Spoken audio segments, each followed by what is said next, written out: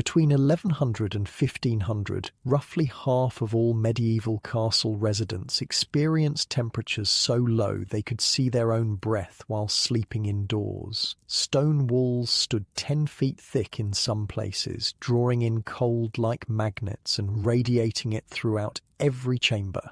While we complain when our heating dips below 68 degrees, these people faced freezing to death in their own beds without a single thermostat in sight. How did anyone survive sleeping in what were essentially refrigerated stone boxes? Here's what it was really like to battle the deadly cold inside medieval castles each night. Before we start though, if you fall asleep to these regularly, hit like or subscribe. I'm always curious where everyone's listening from, so comment your location and what time it is. It's wild to think some of you might be having breakfast in Tokyo, while others are drifting off to sleep in Chicago. Alright, let's head back to medieval Europe. Trust me, it's going to be quite a ride. But first, get comfortable. Seriously, adjust those pillows, pull up that blanket, because where we're going, you're gonna want to be cozy. Your eyes open to darkness. For a second, you're disoriented. Where are you? Then it hits you. The year is 1320, and you're waking up in a stone chamber of Warwick Castle in England. The first thing that registers isn't sight, it's cold. A cold so deep it feels like it's coming from inside your bones. The frigid air burns your lungs with each breath. You can actually see that breath hanging in the air like morning fog. This isn't some minor inconvenience. This is the kind of cold that kills people. God's teeth, it's freezing, mutters the servant, trying to rekindle the fire that died hours ago. His fingers are stiff, barely able to strike the flint. Unlike your comfortable bed right now, where the worst thing you might face is a slightly chilly bathroom floor in the morning, this cold is your constant enemy. Stone. That's the problem. The same material that made castles great for defence made them absolutely terrible for staying warm. And we're not talking about thin stone walls either. The walls at Warwick, a visiting mason once told me, 10 feet thick in some places, 10 feet of solid stone that soaks up cold like a sponge and holds it for days. Stone doesn't just let cold in, it actively works against you. It absorbs the freezing temperatures from outside and radiates that cold into the interior spaces. It's basically a giant cold battery, storing the chill and slowly releasing it directly into your living quarters. Not ideal.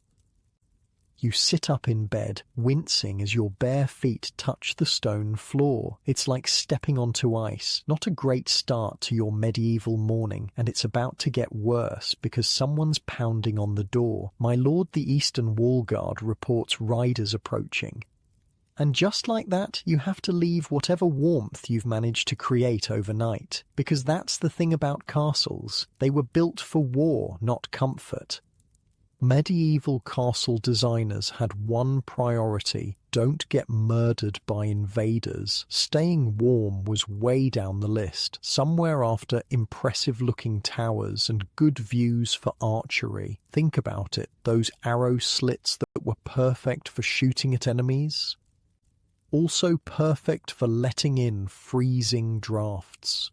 Those tall ceilings that allowed smoke to rise.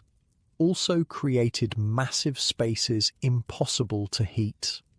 The Great Hall at Warwick could fit 3 modern houses, a historian once explained to me. How do you heat something that size with just wood and coal? You don't. You just accept being cold.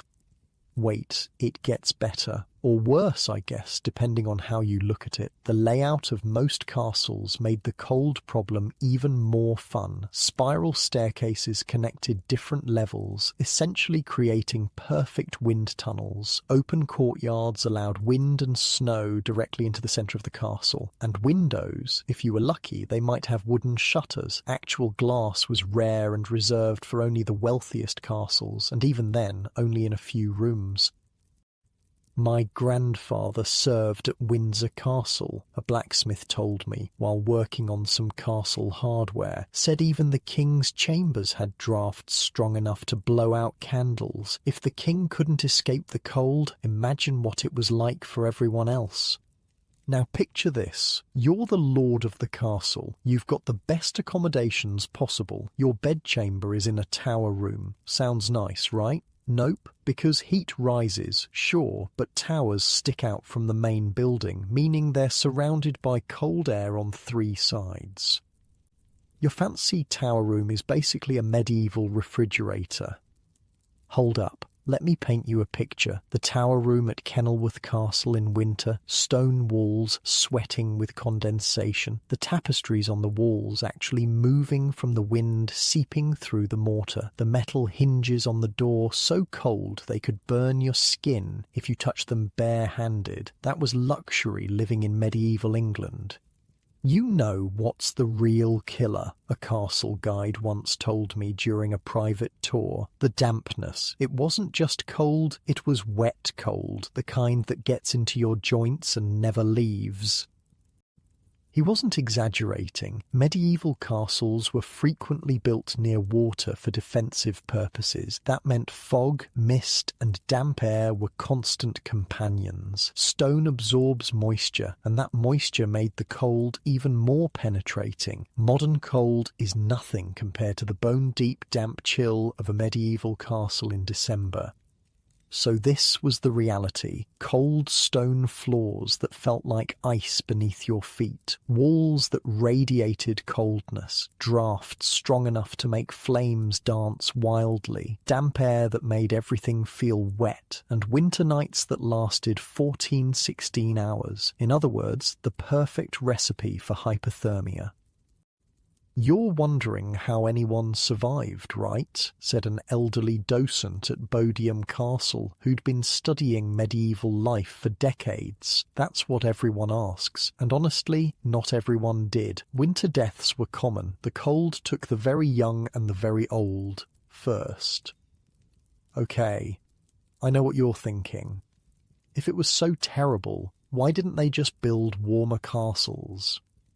Good question. The answer is that they were fighting different battles than we are. Their primary concern was staying alive in a violent world where neighbouring lords might decide your land looked better flying their banner. Stone walls kept out arrows and resisted fire. Cold was a secondary enemy. I mean, imagine your house being designed primarily to prevent people from murdering you, with comfort as a distant afterthought. That's castle life. The lord's wife appears at the doorway, already dressed in multiple layers despite the early hour. "The eastern storage room is freezing over again," she says with resignation in her voice. "The apple barrels..." You nod. This happens every winter. The food stores start to freeze, which means some will spoil when they thaw. It's a constant battle, one more worry in a long list of winter concerns. "Send 3 men to move the barrels closer to the kitchen," you say, your voice gruff from sleep and cold. That's another thing. The kitchen was often one of the only genuinely warm places in the entire castle. The fires for cooking burned nearly all day, making it a haven of warmth. Which is why, as we'll see later, sleeping arrangements weren't what you might expect. The morning light struggles through the window coverings, not glass but oiled parchment that lets in some light while keeping out the worst of the wind. It casts a dim, yellowish glow across the room, revealing your breath still visible in the air. Now, here's where it gets really interesting, because surviving in these conditions wasn't just about enduring the cold. It required an entire system of knowledge, techniques, and daily practices that modern people have completely forgotten. Medieval people weren't stupid, a professor of medieval studies once told me. They were resourceful as hell. They had to be, or they'd die. And he was right. The men and women who lived in these frozen stone fortresses developed remarkably effective strategies for staying alive. Strategies that differed dramatically depending on your status in the castle hierarchy. For you, as the Lord, there were certain advantages, but even with those privileges, winter nights were a battle between life and a cold so intense it could stop your heart while you slept. So how did they do it? How did people survive sleeping in what amounted to refrigerated stone boxes? The answer involves heated rocks, clever bed designs, strategic body heat sharing, and specialized servants whose only job was to keep you from freezing to death in your sleep. The first rays of sunlight now illuminate the frost that formed overnight on the inside of the window covering. Another day of fighting the cold begins, and as you swing your legs out of bed, you realize that your real enemy isn't the potential invaders outside your walls. It's winter itself. Your steward appears, looking tired but dutiful. "My lord, shall I have the bed warmed again tonight with the heated stones? We're running low on proper fuel." You nod grimly. "Double the stones. Winter's teeth are sharp this year." He bows and retreats, already mentally calculating how to keep the household from freezing for another night, because that's what castle life was really about: survival, one freezing night at a time. And as you face another frigid day, you can't help but wonder how the rest of the castle residents are faring. From the highest noble to the lowest servant, everyone is fighting the same enemy, a cold so intense it seems alive, hunting for any weakness, any opportunity to steal the warmth from human bodies. But the fascinating part is how differently each person experienced and battled this cold, depending on their place in the castle hierarchy, which brings us to the most important survival tool in any medieval castle: the bed. Not just any bed, but a very specific kind of bed that was designed with one purpose in mind: keeping you alive until morning. The bedchamber door creaks open and a blast of cold air rushes in. Two servants enter carrying something that looks like a giant metal frying pan with a long wooden handle. Inside are glowing coals from the kitchen fire below. This isn't breakfast being prepared. This is the difference between surviving the night and freezing to death. "Mind the embers, boy," snaps the older servant to his younger assistant. "One spark on these linens and the whole chamber goes up." And he's right. The warming pan they're carefully sliding between the bed sheets is essentially a fire hazard on a stick, but in a medieval castle, this dangerous tool was considered essential technology. Welcome to the medieval bedroom, perhaps the most sophisticated survival system in the entire castle. Everything about it, from its design to its materials, was engineered for one purpose: keeping human bodies warm enough to wake up alive the next morning.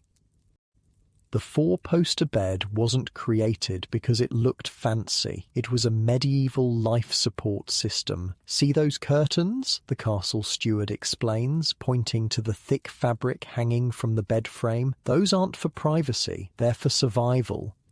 He's not exaggerating. The four-poster bed with heavy curtains was essentially a tent inside a freezing room. Once you pulled those curtains shut, you created a microclimate, a tiny enclosed space where your body heat could actually warm the air around you instead of instantly disappearing into the vast freezing chamber.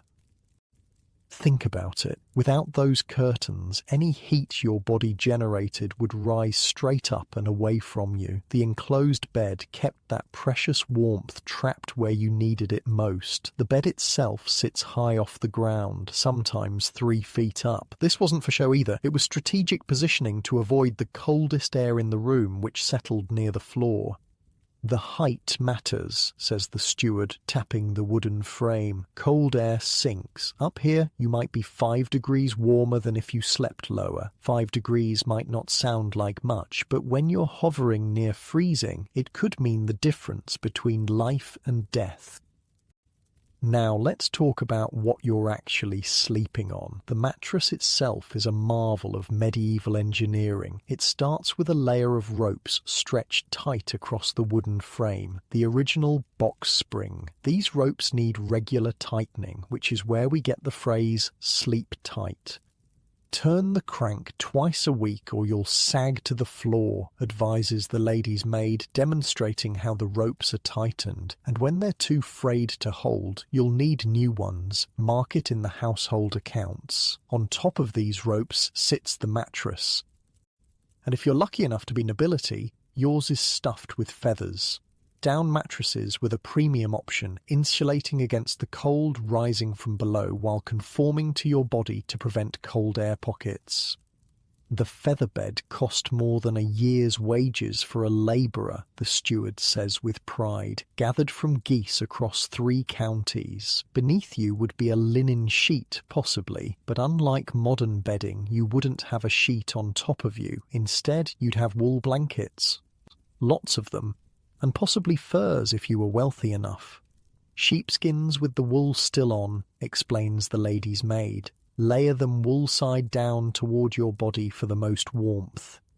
And speaking of layers, let's discuss the pre-bedtime ritual that's currently underway in your chamber. The servants are moving methodically, preparing your bed with the precision of modern surgeons. First, they're using that warming pan, sliding it between the layers of bedding to remove the worst of the dampness and chill. They'll do this for nearly half an hour, moving the pan continuously to prevent scorching the linens. Check for dampness here, the head servant instructs, pointing to the middle of the mattress. If it feels wet at all, keep warming. Nothing will kill you faster than a damp bed in winter. He's right, dampness was the silent killer in medieval castles. The stone walls sweated condensation in changing temperatures, creating a perpetual dampness that could penetrate bedding. A damp bed in freezing temperatures was potentially lethal. While the warming pan does its work, other preparations continue. Hot stones wrapped in cloth are being placed at the foot of the bed. These aren't the smooth river rocks you might imagine. They're specially selected stones from the kitchen fires, often made of soapstone or granite that retains heat exceptionally well. These will stay warm till morning, says a servant, placing one carefully at the foot of the bed. Mind your feet, though. They've burned many a toe. Wait, there's more. A small brazier of coals might be positioned near, but not too near, the bed, providing ambient heat for the room. In the most luxurious castles, this brazier might burn special woods or even exotic incense to mask the ever-present smell of smoke and dampness. Apple wood burns clean, notes the steward, but oak lasts longer. Your father preferred oak. Oh, and we can't forget the foot warmer, a small wooden box with a perforated lid and handles, inside which hot coals would be placed. This would be positioned under the covers at the foot of the bed, creating a warm spot for cold feet. The Countess of Warwick lost 2 toes to the cold last winter, whispers one servant to another. Turned black, they did. The physician cut them right off. This wasn't uncommon. Frostbite was a real danger, even indoors. Extremities, fingers, toes, ears, noses were particularly vulnerable. That's why warming the bed wasn't just about comfort. It was about preventing actual physical harm. Now comes another crucial part of the bedtime preparation: hot drinks. A servant arrives with a steaming cup. Mulled wine, my lord, with cinnamon and cloves. This wasn't just a pleasant nightcap. Alcohol dilates blood vessels, creating a sensation of warmth, though actually cooling you faster in the long run, something medieval people didn't understand. The spices were believed to have warming properties according to medieval medicine. Whether scientifically valid or not, the psychological comfort of something hot before bed shouldn't be underestimated.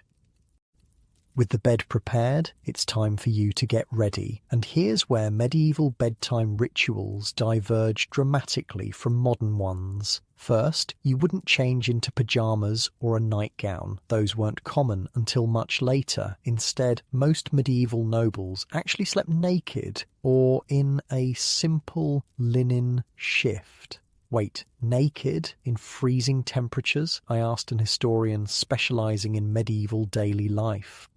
Counterintuitive, isn't it? She replied, but it makes sense when you consider the full system. Skin-to-skin contact was warmer when sharing a bed, and clothes could trap dampness against the body, which was dangerous. Speaking of sharing, beds were rarely occupied by just one person. Even the lord and lady of the castle would likely sleep together, not just for marital reasons, but for vital warmth. In particularly cold weather, a trusted servant might even sleep at the foot of the noble's bed, adding another source of body heat. The Duchess of Norfolk had 3 ladies sleep in her bed during the winter of 1408, explains the historian, one at her feet and one on either side. It was considered an honour, not an imposition. Body heat was a resource in medieval winters, too valuable to waste on private sleeping arrangements. Now, with the bed warmed, the hot stones in place, and the curtains ready to be drawn, there's one more crucial element to medieval bedroom survival: the nightcap. And I don't mean the drink. Always cover your head, my lord, advises your manservant, offering a knitted wool cap. You lose most of your heat through your skull. While the specific percentage of heat lost through your head has been debated by modern science, the principle is sound. An uncovered head in a cold environment leads to significant heat loss. Medieval people understood this intuitively and rarely went to bed without head covering in winter. As you settle into bed, the servants draw the heavy curtains around you, enclosing you in your fabric cocoon. The transformation is immediate and remarkable. Inside this enclosed space, it's noticeably warmer already as your body heat begins to warm the small air pocket, rather than being lost to the vast, freezing room. The hot stones radiate warmth near your feet. The bed, elevated from the cold floor, has been dried and pre-warmed. The multiple layers of wool and fur blankets trap heat effectively, and as your body warms this enclosed space, the temperature becomes, if not comfortable by modern standards, at least survivable. "Will there be anything else, my lord?" asks the servant from beyond the curtain. "No. See that the fire is banked for the morning." This is another key element of nighttime survival, making sure the chamber's main fire doesn't die out completely. Banking the fire, covering it with ashes to slow its burn while keeping the embers alive, meant it could be quickly revived in the morning without the difficult task of starting a new fire in freezing conditions. As the servants leave, taking the candles with them, another fire hazard and expensive to boot, you're left in near-total darkness, enclosed in your fabric survival pod. The only sounds are the wind howling outside, the occasional pop from the dying fire, and perhaps the scurrying of mice in the walls.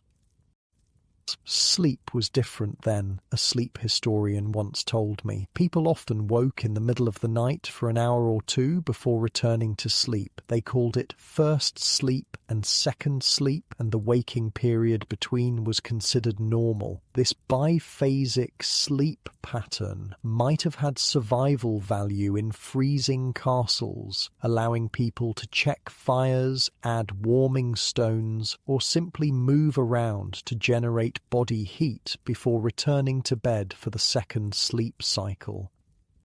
Inside your curtained bed you might be relatively protected, but what about everyone else in the castle? The survival strategies varied dramatically depending on one's station, and so did the chances of actually surviving the night. Take the lady's maid sleeping on a trundle bed, a low frame on wheels that could be pushed under the main bed during the day. She's benefiting from the room's fire, but has no bed curtains of her own. Instead, she layers every piece of clothing she owns, and perhaps sleeps with a warming stone at her feet if she's fortunate.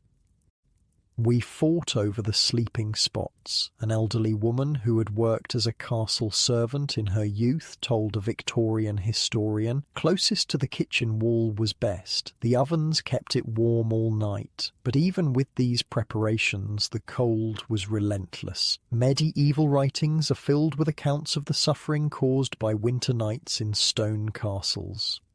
In the Chronicle of Jocelyn of Brakelond, a 12th century monk, he describes visiting a castle where the cold was so severe that it caused the wine to freeze in the cups and the water in the washing bowls to turn to ice even near the fire. Imagine drinking from a cup and finding the wine freezing to the rim. That was reality. When morning finally arrives, the temperature in the castle is often at its lowest. The fires have died down through the night, and the stone has been cooling for hours. This is the most dangerous time, when the body's core temperature is naturally at its lowest. The first servant to enter your chamber brings news along with the morning fire. "Old Walter didn't wake this morning, my lord. Found stiff in the guard-room." Deaths from cold, hypothermia as we now call it, were common enough in medieval winters to barely warrant mention. The old, the very young, the ill, they were particularly vulnerable, but even healthy adults could succumb if their nighttime survival systems failed. The four-poster bed with its tactical design was literally a life-saving technology, not a luxury. The warming pan with its hot coals was essential medical equipment. The layers of wool and fur were survival gear. As you emerge from your curtained sleeping fortress into the biting cold of the chamber, you're once again reminded that survival, not comfort, was the primary goal of medieval bedroom design. "Ready your warmest garments, my lord," advises your manservant. "The messenger says snow is falling heavily." While you may have survived the night in your carefully prepared bed, many in the castle weren't so fortunate, and today will bring its own challenges as the medieval battle against the cold continues. But the most fascinating aspect of this struggle isn't found in the Lord's chamber with its relative luxuries. To truly understand the ingenuity and resilience of medieval castle dwellers, we need to look at how the majority of the household, the servants, managed to survive their nightly battle with the deadly cold. Their strategies were different but no less clever, and in some ways more effective than those employed by their noble masters. Servants couldn't rely on expensive four-poster beds or personal warming pans, so they developed their own systems, often based on the principle that human warmth was the most reliable heat source of all. "Servants slept like pups in a litter," described one medieval household account. "Huddled together for warmth, 10 or 12 to a chamber." This communal approach to fighting the cold revealed an understanding that survival wasn't an individual achievement but a group effort, and nowhere was this more evident than in the servants' sleeping arrangements, which we'll explore next. As your manservant helps you dress for the day, layering woolen garments to trap heat close to your body, you hear the bustling of the castle coming to life. The bread ovens are being stoked in the kitchen, creating precious heat that the kitchen servants would have huddled near all night. The great hall below is being prepared for the day's activities, with fresh rushes laid on the floor to provide minimal insulation from the stone, and somewhere a gravedigger is breaking through the frozen ground to make room for old Walter, another victim of the medieval winter. In this environment, your bed wasn't just furniture, it was your nightly refuge in a world where the cold was actively trying to kill you, and for the servants of the castle, without access to such luxuries, survival required even more creative solutions. The kitchen at night was a different world. While the lord and lady retreated to their curtained four-poster beds with heated stones and warmed linens, the castle's servants faced their own battle against the killing cold. Their weapons, proximity, ingenuity, and each other. "Best spots behind the bread ovens," whispers Meg, a kitchen maid of 12 years, to the new boy who arrived last week. "Stone stays warm till morning, worth the extra mice." She's not wrong. The massive bread ovens built into the kitchen walls absorbed heat throughout the day of baking and radiated it slowly all night. The stone wall backing these ovens was prime sleeping territory, fought over through subtle servant hierarchies and quiet alliances. "Martin will break your fingers if you take his spot," she warns, nodding toward a burly man stirring a pot of pottage. "Been sleeping there since before you were born." The reality of servant life in medieval castles wasn't what most people imagine. There were no private servant quarters with neat little beds all in a row. For most of the lower-ranking staff, sleeping arrangements were makeshift, communal, and dictated by one overwhelming concern: don't freeze to death. I visited dozens of castle ruins as a graduate student, an archaeologist told me, and kept looking for the servants' bedrooms. Then I realized I was thinking like a modern person. They didn't have bedrooms, they had sleeping spots, often temporary ones. The Great Hall, the heart of castle activity during the day, transformed at night into a massive dormitory. Servants would unroll straw pallets or simple woolen mats on the floor, often near the central hearth that would hold embers through the night. But don't picture neat rows of sleeping servants. The reality was far more chaotic and, frankly, intimate. Court records from 1340 mention a complaint that 43 servants were sleeping in a hall built for 30, the archaeologist explained. They were practically piled on top of each other. This wasn't just overcrowding, it was survival. Human bodies generate heat, and, in the brutal cold of a medieval castle, that heat was too valuable to waste on personal space or privacy. They slept like a litter of puppies, a tour guide at Bodiam Castle once told me, all tangled together in heaps. The cold killed you if you got too proud about personal space. Unlike modern sensibilities about personal bubbles, medieval servants understood that body heat was a communal resource. Sleeping huddled together wasn't just normal, it was necessary. "We'd sleep 10 or 12 in a cluster," recalled an elderly woman interviewed in the 1920s, whose grandmother had been a castle servant. Head to foot, foot to head, all in a tangle, the younger ones in the middle, where it stayed warmest. This practice of group sleeping for warmth even had its own terminology. The Latin phrase dormire acervitim, literally to sleep in a heap, appears in medieval household accounts, acknowledging the practice as standard. But not all servants were equal in this nighttime democracy of survival. Hierarchies existed even in sleep. "Been here 6 years and still sleeping by the door," grumbles a thin man carrying firewood. "Need to marry someone who sleeps near the kitchen wall." Yes, servant sleeping positions were so valuable they factored into marriage considerations. A good sleeping spot could mean the difference between comfort and suffering, between health and illness, sometimes between life and death. The most coveted spots were against the kitchen walls, especially backing the bread ovens, near, but not too near, the great hall hearth, in the laundry rooms where large cauldrons of water had been heated all day, in the brewery where the fermentation process generated heat, above the stables where animal heat rose through the wooden floors. "The head cook gets the corner by the spice cabinet," Meg explains, pointing to a pallet that's clearly more substantial than the others. "Been there 30 years, has a feather pillow and everything." Status in the servant world wasn't just about day jobs and wages. It was about where you were permitted to lay your head at night.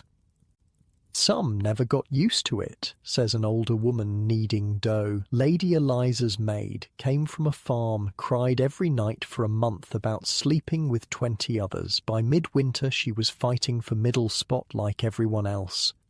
Wait, I can hear you thinking, didn't they have beds? Some did, but not what we'd recognise as proper beds. Higher-ranking servants like the steward might have a simple wooden platform to keep them off the floor. The most fortunate personal servants, like the Lord's manservant or the lady's maid, might have trundle beds, low frames on wheels that could be stored under the noble's bed during the day. But for most, the floor was their mattress, with only what padding they could gather.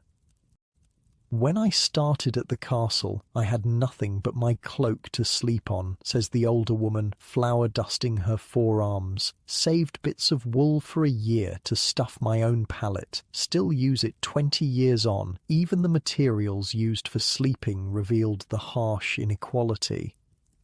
While the Lord enjoyed feather mattresses and linen sheets, servants made do with straw pallets at best, often stuffed with whatever they could find: wool scraps, horsehair, dried moss or herbs. "All lavender in mine," says a young girl proudly. "Keeps the fleas away, mostly." Speaking of fleas and lice, bedbugs and mice, they were unwelcome but inevitable bedfellows. This communal sleeping, while necessary for warmth, had its downsides in terms of hygiene and disease transmission. Court records from Winchester Castle note an outbreak of winter fever that killed 8 servants who slept in the same corner of the hall, a historian told me. Once illness entered these sleeping groups, it spread rapidly, but the alternative, sleeping alone in the cold, was often seen as the greater risk. Hypothermia killed more quickly than most contagions. As we follow Meg through her evening routine, we see another survival tactic unique to servants: strategic clothing management. "Never take off your clothes," she advises the new boy. "Wear everything you own. Take off the outer layer for work, put it back on for sleeping." Unlike the nobles, who often slept naked under their blankets, servants typically slept fully clothed, adding their day clothes as extra blankets rather than removing them. Some even slept in their shoes, partly for warmth, partly because good shoes were valuable and could be stolen. "My grandmother said they'd sleep with their shoes tied to their belts with twine," the elderly woman from the 1920s interview recalled. "Lose your shoes in winter, might as well cut your own throat." The preparations for bed had their own rhythm and rules. As kitchen work wound down for the evening, servants would begin claiming their spots, laying out whatever bedding they possessed. "Marta, your pallet's dripping again," calls the cook to a laundry maid. "Hang it by the fire or we'll all be sleeping in a puddle." Damp bedding was a constant concern. Servants who worked with water, laundry maids, scullery boys, brewers, often had chronically damp clothes and bedding, a dangerous condition in the freezing castle. These workers would take turns drying their pallets near the kitchen fire in the evenings, one more community ritual in the shared struggle against the cold. "We'd hang everything we could near the fires at night," recalled a former castle servant in a Victorian memoir. "The kitchen looked like market day, with all manner of clothes and bedding hanging from every hook and beam." This practical approach extended to other survival tactics. While nobles had warming pans and hot stones prepared by servants, the servants themselves developed their own heating methods. "See this?" Meg shows the new boy a rounded stone about the size of a small loaf. "Put it in the ashes when the baking's done. Wrap it in rags before bed. Keep it at your feet. Thank me later." These improvised bed warmers were critical technology for people without access to the luxury of purpose-made warming pans. Stones, bricks, even sand-filled cloth bags would be heated and taken to bed, often shared between several sleepers. "My sister and I shared one brick between us," says a scullery maid, scrubbing at a pot. "Took turns putting it at our feet. When it cooled, we'd hug it to our chests for the last bit of warmth." Some servants developed specialized tools for their particular sleeping situations. Stable hands, who often slept above the horses to benefit from the rising animal heat, created night buckets, clay containers filled with hot coals and covered with pierced lids that could safely provide heat in the hay-filled environment of the stables. "Burn the stable down. You'll wish you'd frozen instead," warns the stable master. Lord William hanged 2 boys for starting a fire with their night bucket in 42. This was no idle threat. Castle fires were terrifying prospects, especially at night, and the tension between needing heat and fearing fire was constant. Servants found responsible for fires faced severe punishment, yet going without heat often wasn't survivable in the depths of winter. "Coldest night I remember," says the elderly cook, settling onto her privileged pallet in the kitchen corner, "was the Feast of St. Lucy, must be 30 years back. Found 3 kitchen boys dead by morning, blue as woad they were. After that the Lord allowed us extra charcoal in December, no matter the cost." Death from cold was common enough that most castle servants had witnessed it firsthand. It shaped their behaviour, their social structures, and their nightly routines in ways modern people can barely comprehend. We think of hypothermia as something that happens to mountaineers or people lost in blizzards, a medical historian explained to me. For medieval castle dwellers, it was an indoor hazard, like us worrying about electrical fires or carbon monoxide. How did they recognize when someone was succumbing to the cold? They had their own terminology and warning signs. "Watch if someone gets too quiet," Meg tells the new boy. "If they stop shivering and say they feel warm suddenly, wake the cook. That's frost sleep starting." What she's describing in modern terms is the paradoxical undressing and mental confusion that precedes death from hypothermia. Medieval people recognized these signs without understanding the physiology behind them. They also recognized that certain people were more vulnerable. The very young, the elderly, the thin, and the ill were watched more carefully on the coldest nights. "Old Tom sleeps between the baker's boy and Wat the Strong," Meg explains, pointing to an elderly man settling onto a pallet. "Been that way since he turned 60. Best warmth spots for the oldest among us." This informal system of protection for the vulnerable reflects a community understanding of shared survival that went beyond individual comfort. And what happened when someone did begin to show signs of dangerous cold? Servants had their own emergency protocols. "Strip them, put them skin to skin between the 2 strongest," the cook explains matter-of-factly when I ask. "Wrap everyone in whatever blankets you have. Works more often than not, if you catch it early."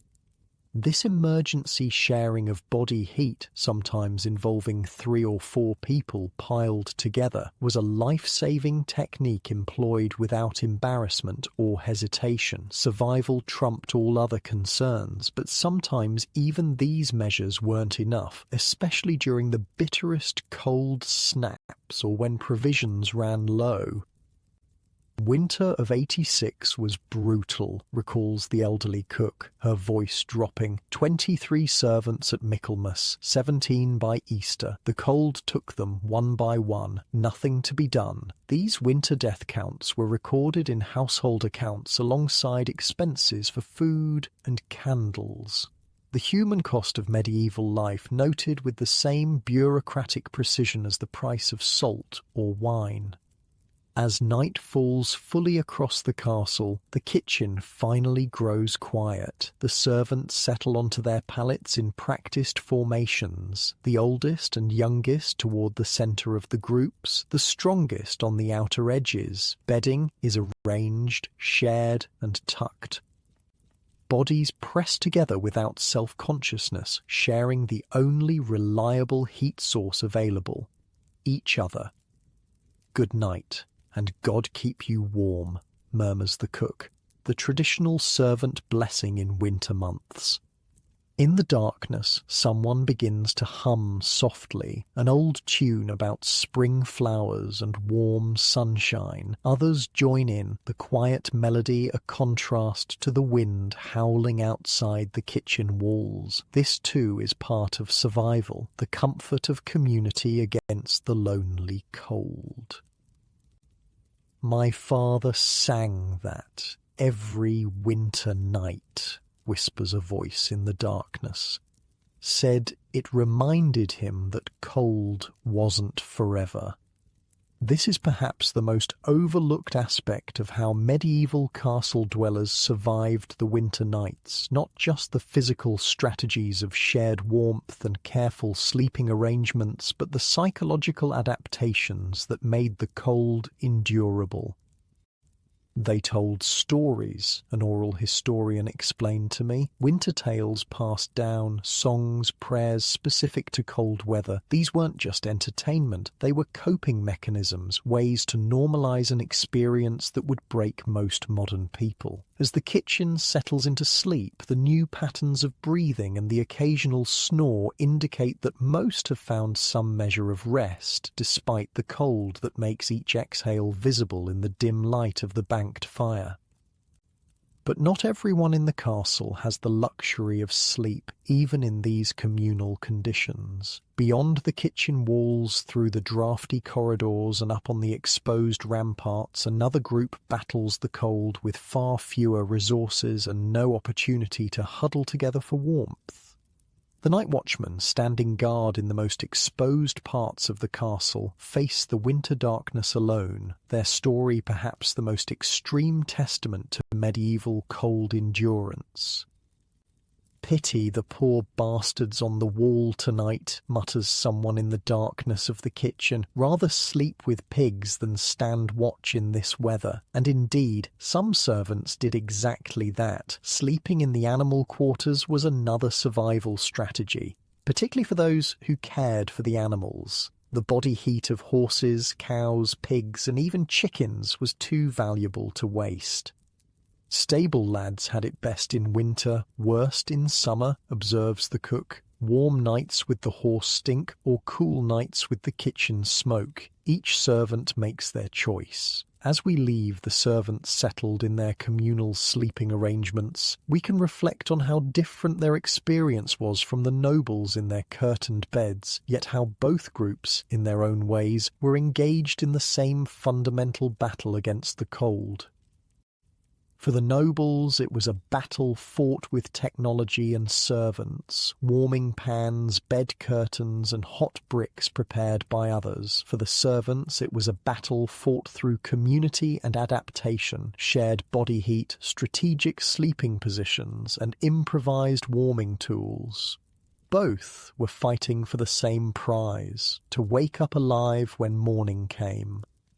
But there was one group in the castle whose fight against the nightly cold was even more desperate, and whose suffering was perhaps the greatest of all, because while the nobles slept in their enclosed beds and the servants huddled together on their pallets, the night watchmen stood alone on the castle walls, exposed to the full fury of winter, with almost no protection at all.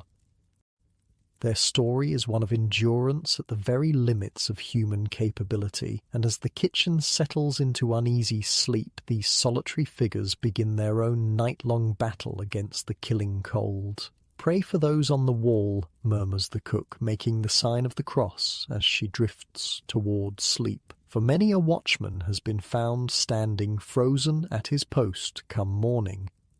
Her words hang in the frosty air, a reminder that even the servants' hard circumstances were a kind of privilege compared to what the night guards endured. But that's a story for another part of our journey through the frozen nights of medieval castle life. The wind on the castle walls is a living thing. It doesn't just blow, it hunts. It finds every gap in your clothing, every exposed inch of skin. It steals your body heat faster than you can generate it. And for the night watchmen of medieval castles, this wind was both companion and enemy during the long, freezing hours of their duty. "Third watch is the worst," mutters Edwin, a grizzled veteran of 15 years on the walls. "Coldest time of night, just before dawn. Men die on third watch." He's not exaggerating. While the nobles slept in their curtained beds and servants huddled together in the kitchen, the night watchman faced the winter darkness alone, in the most exposed parts of the castle, with almost no protection from the killing cold. "Found Aldred frozen last winter," Edwin tells the young guard beside him, "still standing upright, eyes open, didn't even fall when he died." The young guard, Wat, swallows hard. It's his first winter on the walls, and at 19 he's already heard enough stories to know that the cold kills more watchmen than enemy arrows ever did. The job of a castle night watchman was brutally simple. Stay awake, stay alert, watch for approaching danger, and signal if anything suspicious appears. But accomplishing this in winter conditions that could literally freeze a man to death was anything but simple. "My grandfather was a night watchman at Warwick Castle," a medieval reenactor told me. "Family legend says he lost 3 toes and the tip of one ear to frostbite. They called him Notch for the rest of his life." Unlike modern security guards with heated guardhouses and warm clothing, medieval watchmen stood exposed on the castle battlements with only stone walls for shelter, walls that themselves radiated cold like icy bricks. "The stone steals your warmth," Edwin explains, stamping his feet on the walkway. "Stand still too long and you'll never move again." He demonstrates the watchman's walk, a constant movement, shifting weight from foot to foot, occasionally swinging arms against the body. This wasn't just restlessness, it was survival. Keeping blood flowing to the extremities was essential to prevent frostbite.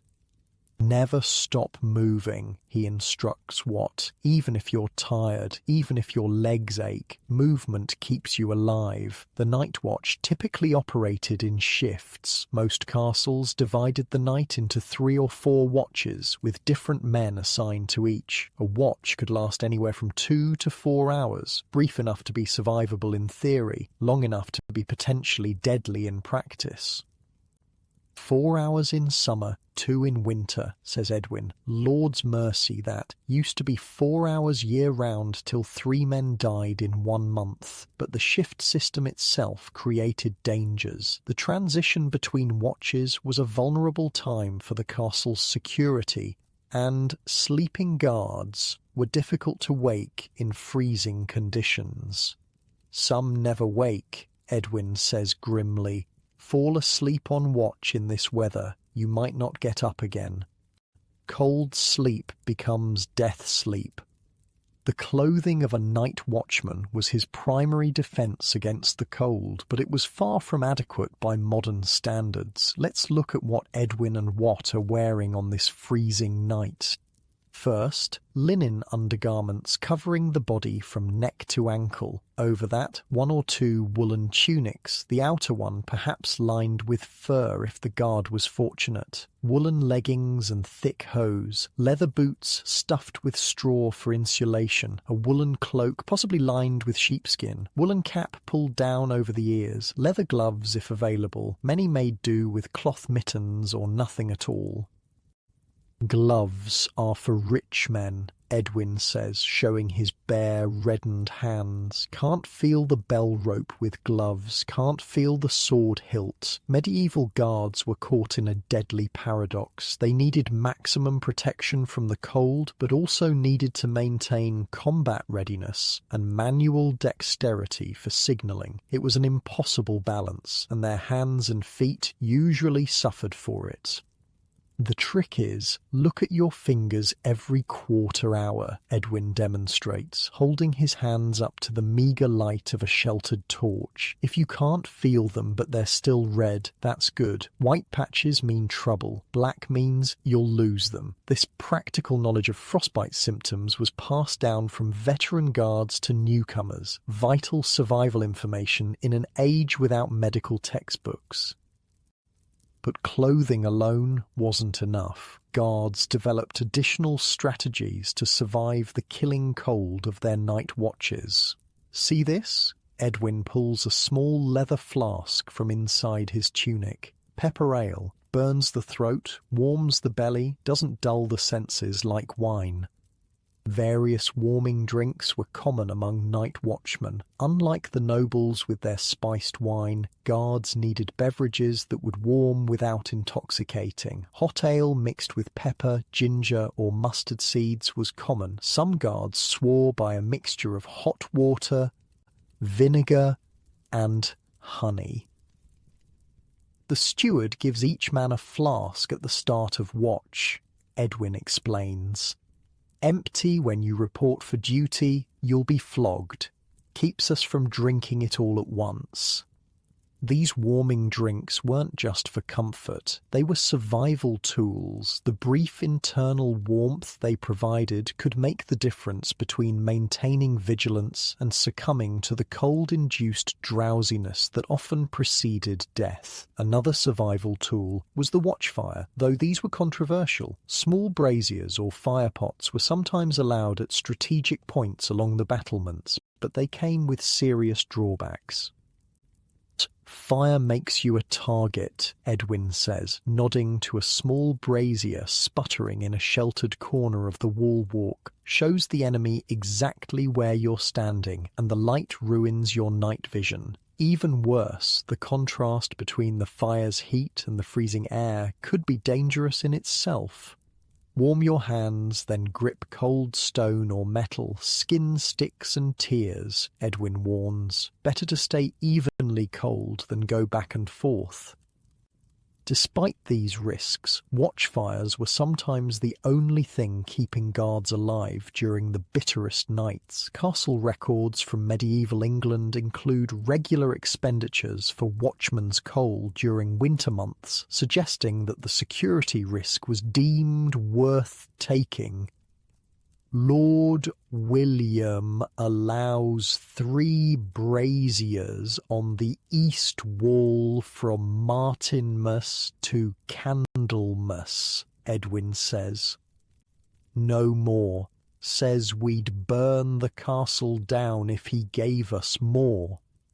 Beyond these official provisions, night watchmen developed their own ingenious methods for generating heat. Small heated stones carried in pockets, bags of oats heated before watch and tucked inside clothing, even bags of hot sand that would conform to the body and release heat slowly. Some men piss in their boots, Edwin confides with a grimace. Warm for a moment, misery after. I don't recommend it. This desperate measure speaks to the extreme conditions these men endured. Unlike the servants who could share body heat or the nobles with their bed warmers, night watchmen faced the cold in essential isolation even when multiple guards were on duty together. Can't huddle together on watch, Edwin explains. Need to face different directions, cover all approaches, cold winds when men bunch up. The practical requirements of their duty prevented the most effective cold-fighting strategy available to other castle dwellers, communal body heat. This isolation made their struggle against the cold particularly acute. My feet haven't been truly warm from November to March in 15 years. Edwin says matter-of-factly. You get used to it, or you die. The casual way he refers to death reveals much about the watchman's relationship with mortality. Records from various medieval castles suggest that death on night watch was common enough to be an expected occupational hazard, particularly among the elderly or infirm assigned to guard duty. At Norwich Castle in 1412, 4 night watchmen were found dead at their posts after a particularly cold night, a medieval historian told me. The castle steward simply noted the expense of replacing them, as one might record the cost of broken equipment. The human cost of castle security was rarely factored into the calculations of those who slept safely inside, but the night watchmen themselves developed a culture of mutual protection, watching out for each other when possible. Check on the old ones, Edwin tells Watt. Thomas on the North Tower is 60 if he's a day. Look for him every half hour. If he's sitting, wake him. Sitting is dying in this cold. The most vulnerable were supposed to be excused from winter night duty, but reality often differed from policy. Old soldiers, those who had served the Lord for decades, frequently found themselves assigned to the walls regardless of their fitness for the task. No one wants night watch, Edwin says, but the Lord needs eyes on the walls, and we all serve or suffer. Not all watchmen were created equal, however. Their equipment and conditions varied dramatically depending on the castle's wealth and the Lord's concern for security. In the wealthiest castles, night watchmen might have small guard rooms built into the wall, tiny stone chambers with narrow windows for observation and small hearths for warmth. These watchmen could rotate between observation and warming themselves, a luxury that significantly reduced cold-related deaths. Herd Windsor has guard rooms with actual braziers inside, Edwin says with naked envy. King's men don't stand in the wind like we do. Other castles provided special winter equipment for their guards. Accounts from the Tower of London mention watch cloaks made of multiple layers of wool, with an outer layer treated with wax for water resistance. Some lords provided fur-lined boots, or even crude mittens that could be worn over the guard's sword hand and removed quickly if needed. But Edwin and Watt have none of these luxuries. Their lord is of middling wealth, and the castle's provisions for its watchmen are basic at best. "Take this," Edwin says, handing Watt a flat stone about the size of a small loaf of bread. "Keep it inside your tunic, against your belly. Won't stay warm long, but better than nothing." The stone had been sitting near a brazier and radiates a modest heat. This small comfort carried close to the core of the body might make a life or death difference during the long hours ahead. As the night deepens, the temperature drops further. Watt's breath hangs in clouds before his face, and the metal of his sword hilt becomes painful to touch. The stone against his belly has long since gone cold. "Worst time now," Edwin murmurs, looking east where no hint of dawn yet lightens the sky. Bodies at its lowest. Suns far away. Dead time.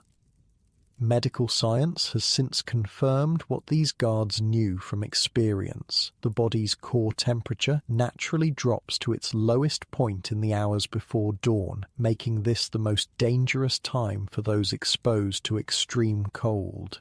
"Men die in the third watch," Edwin repeats his earlier warning. "Stay awake, keep moving."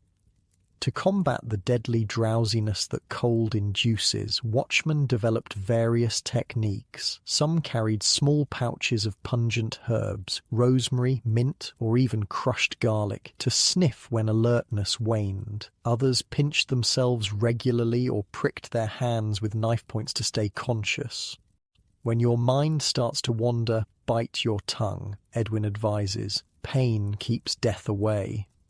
Perhaps the most effective strategy was conversation. Guards would talk constantly when conditions were at their worst, asking each other questions that required responses, telling stories that needed reactions. "Tell me about your village," Edwin commands Watt.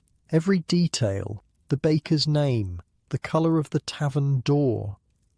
This wasn't just passing time, it was monitoring each other's mental state. Slurred speech or confusion could be early signs of dangerous cold exposure, what modern medicine calls hypothermia, but medieval guards simply called frost taken. "If I stop making sense," Edwin says, "slap me hard and call for the next watch early. Rather face the steward's anger than the death chill." The camaraderie between watchmen was built on this mutual dependence for survival. Despite different ages and backgrounds, they formed bonds forged in the shared struggle against the cold. "My cousin was a night watchman at Kenilworth," the medieval reenactor told me. "He said they had a saying: 'Summer friends are many, winter watchmen are few, but true.' Those who survived multiple winters on the walls developed a kind of pride in their endurance, wearing their suffering as a badge of honor. City guards have it easy," Edwin sniffs dismissively. "In to inn, always near a tavern fire. Castle watchmen are the real men." This professional pride helped sustain them through the brutal conditions, creating meaning in their suffering. But it didn't make the cold any less deadly.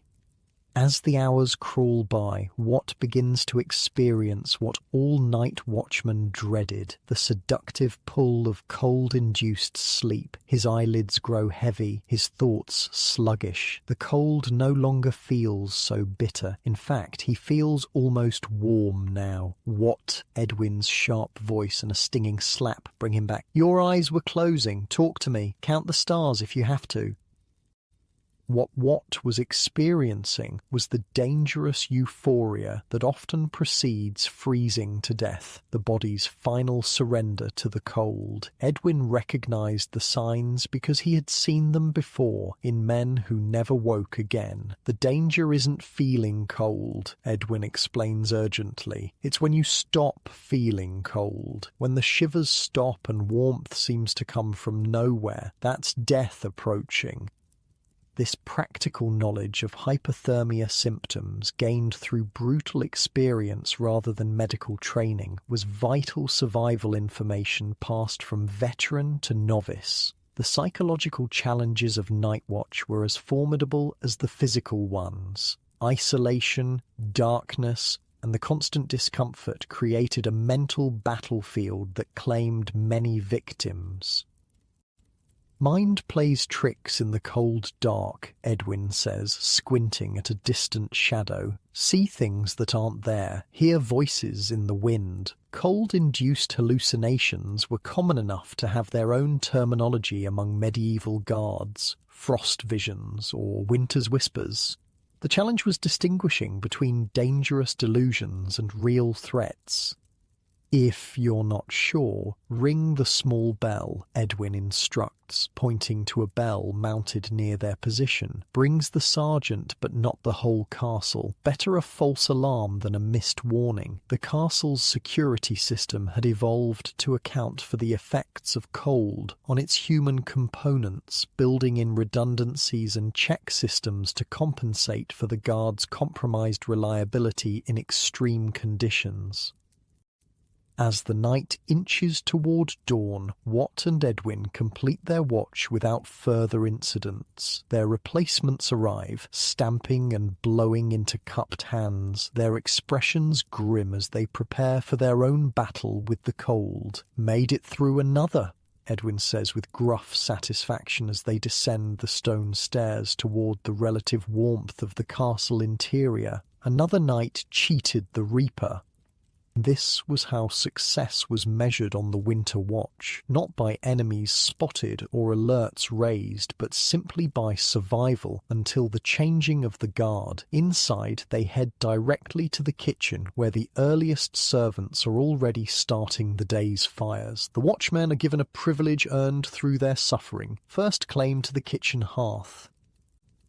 "Stand back. Give them room," orders the head cook, shooing away others as Edwin and Watt approach the growing fire. "Nightmen get the flames first." This tradition, giving night watchmen priority access to morning warmth, was common in many castles. It acknowledged the extreme conditions these men endured and provided a reward for their service.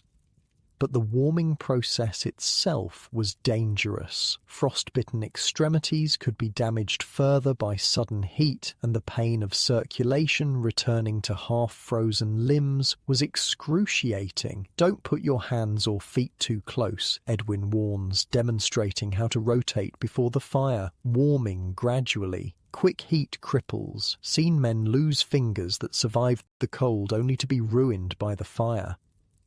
As they slowly warm, Edwin inspects Watt's hands and face for signs of frostbite. Finding none, he nods with approval. "You'll do," he says simply. "Rest now. We go back at sunset." And that was the final cruel reality of the night watchman's existence. The brief respite of daylight hours would pass all too quickly, and darkness would bring another battle with the cold, night after night, week after week, through the long months of winter.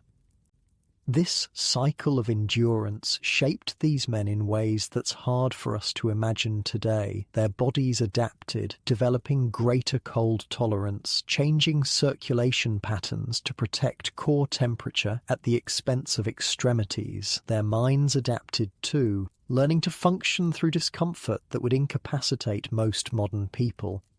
"People ask if I'm afraid of the dark," an elderly security guard who worked winter nights once told me. I laugh. Darkness isn't the enemy. Cold is. Cold kills silently, patiently. Cold never gives up. Edwin would have understood this sentiment perfectly, as would the countless unnamed night watchmen who stood their posts through medieval winters, fighting not just external enemies, but the more immediate threat of the freezing darkness itself. As Watt collapses onto his pallet in the guards' quarters, too exhausted even to remove his boots, he knows he's passed a test of sorts. He survived his first deep winter night on the walls, but winter is long and many nights remain before spring brings relief. "Rest while you can," says another guard, already snoring before he finishes the sentence. For now, both Edwin and Watt have survived the deadly cold that claimed so many of their predecessors, but the night will come again, and with it the eternal battle against the cold that defined the night watchman's existence.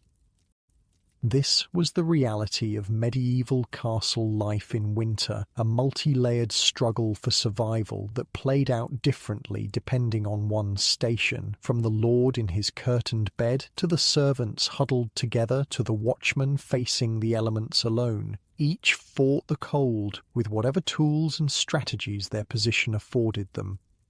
But there were times when even the best preparations weren't enough, when winter tightened its grip beyond normal expectations, when provisions ran low, or when unexpected crises arose. Even the relatively privileged inhabitants of the castle found themselves at death's door.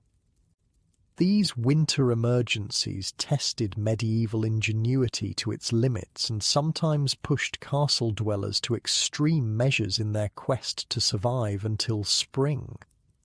The winter of 1395 was remembered for generations, not as the coldest on record, though it certainly qualified, but as the winter that wouldn't end. March came and went with no thaw. April arrived with fresh snow. By early May, when spring should have been well established, ice still crusted the castle moat each morning. We called it the Endless Winter. An entry in the Warwick Castle Steward's account reads, "Provisions meant for 3 months stretched to 5. God's mercy alone prevented us from eating the dogs."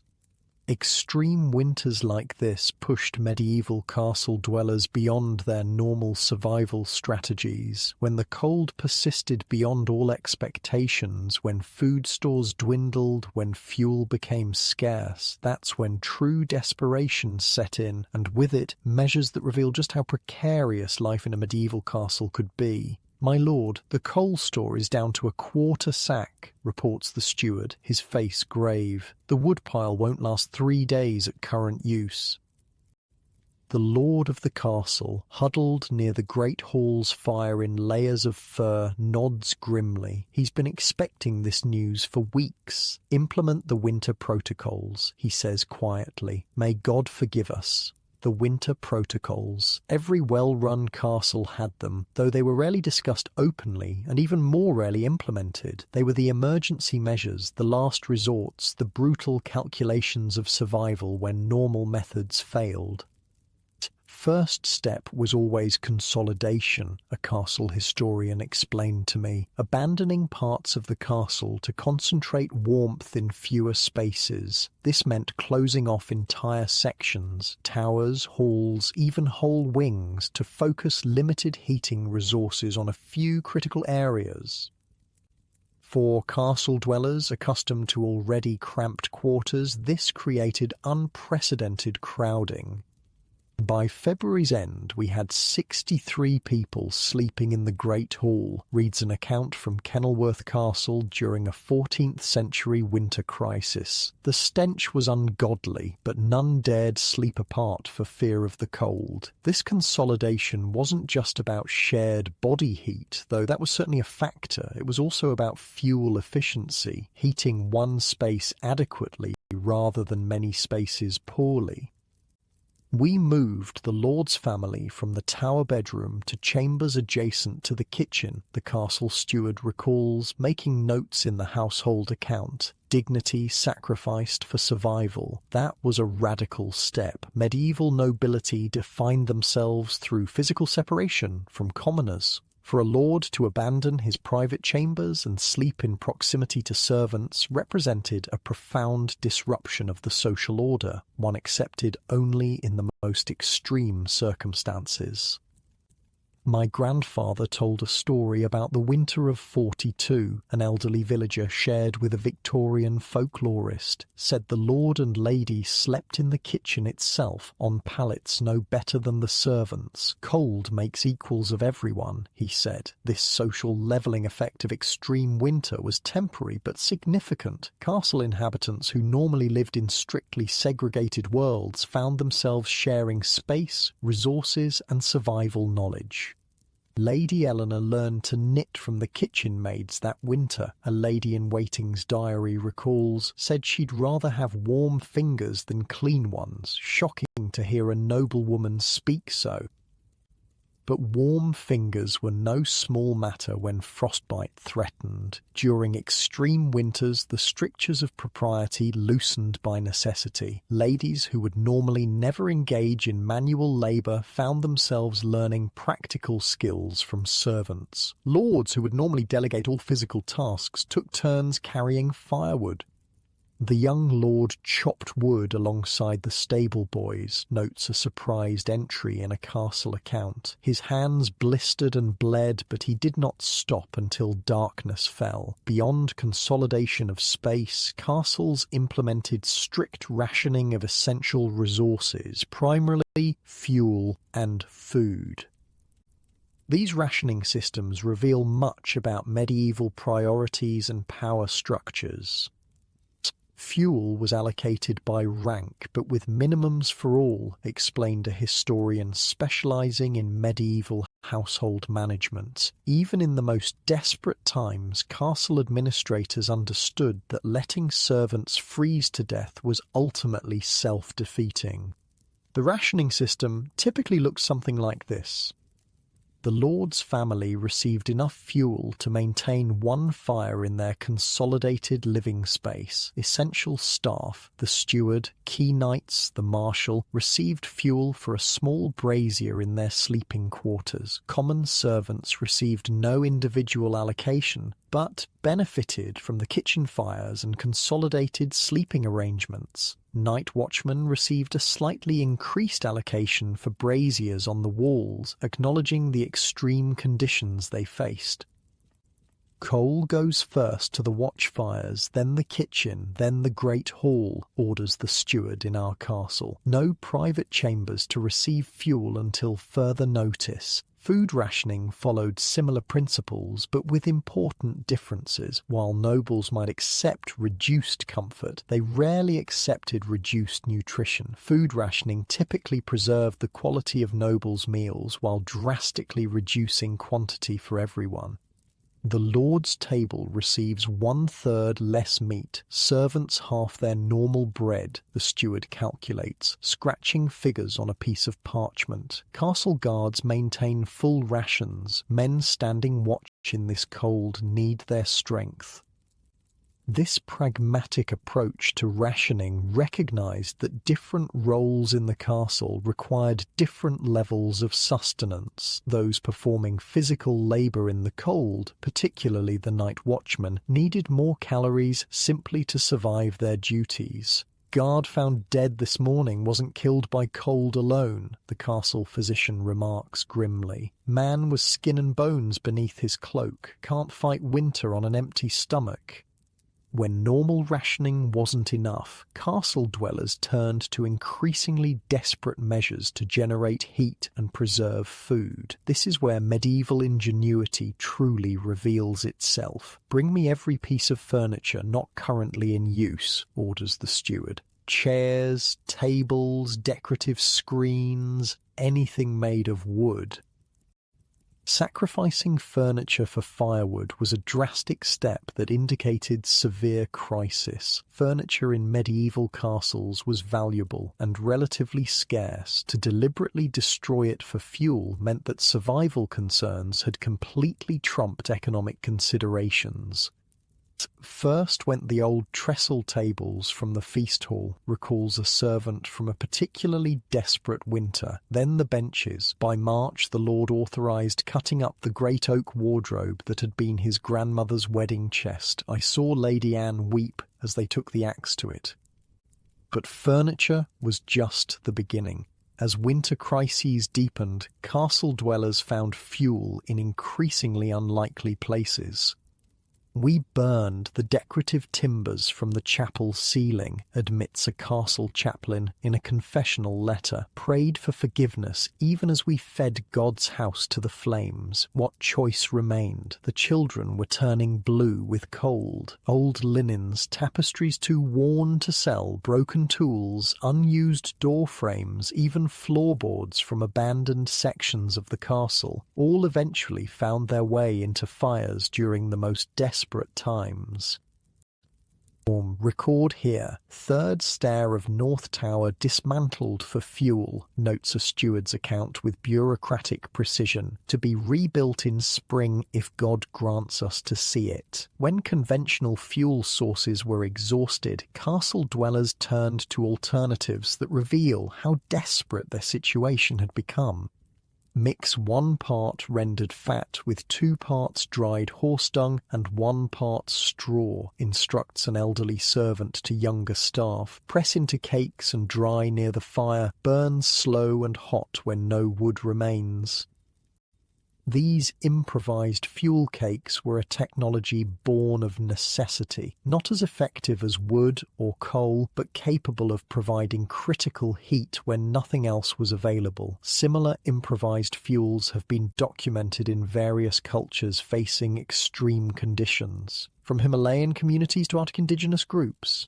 "Smells unholy," complains a night squire, wrinkling his nose as the fuel cakes burn, "but better than freezing to death." The smell was indeed a downside, one more indignity in a season full of them. But as the old medieval saying went, cold noses smell nothing. When survival was at stake, comfort concerns like pleasant odours became irrelevant. Even more extreme than burning furniture or making dung cakes was the practice of bringing livestock inside the castle walls, and sometimes inside the castle itself. "Bring the milk cows into the inner bailey," orders the castle steward as another snowstorm threatens. "The pigs and chickens into the old storage room off the kitchen. We need their heat more than we need cleanliness now." This wasn't just about preserving valuable animals from freezing to death, though that was certainly a consideration. It was also about harnessing their body heat to help warm human inhabitants.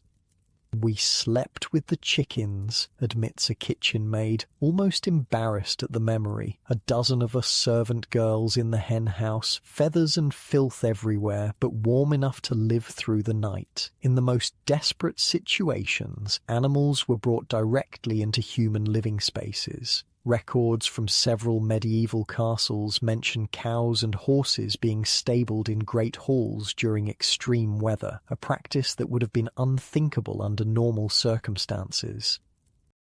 "The young calves were kept in the Lord's antechamber," recalls a dairymaid from a particularly harsh winter. "Lady Margaret herself tended them, said they were too valuable to lose, and their breath kept the connecting rooms warmer." A cow's body heat output is roughly equivalent to a 1 kilowatt heater, significant warmth in an unheated stone space. Medieval people understood this value intuitively, if not scientifically. The practice of sharing living space with animals during extreme cold has parallels across many pre-industrial cultures. Mongolian herders traditionally brought baby animals into their yurts during harsh weather. Alpine farmers often built their homes with the stable on the ground floor, allowing the animal heat to rise and warm human quarters above. "My grandmother said during the terrible winter of 1407 they kept the bees inside," recounts an elderly beekeeper. "Hives in the great hall corners. Sounds mad, but she swore it, said they were drowsy from the cold and caused no trouble, while the hive warmth helped, if only a little." Whether this particular account is accurate or exaggerated, it speaks to the psychological impact of these winter crises. They remained in cultural memory as times when normal rules were suspended and survival trumped all other concerns. Beyond physical strategies for generating heat, medieval castle dwellers also employed social adaptations during winter emergencies. One of the most significant was the adjustment of daily schedules.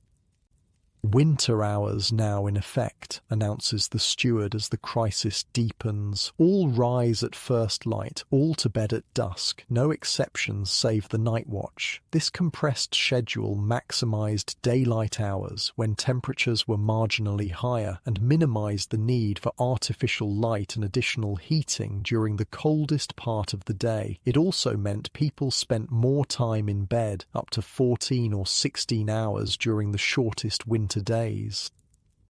"We didn't sleep all those hours," explains an elderly woman who had served as a lady's maid. "Couldn't possibly, but we stayed abed, several to a mattress, sharing warmth, better than sitting up in the cold burning precious fuel." This extended bedtime wasn't just about physical warmth, it also helped conserve calories. People at rest burn fewer calories than people engaged in activity, an important consideration when food stores were dwindling.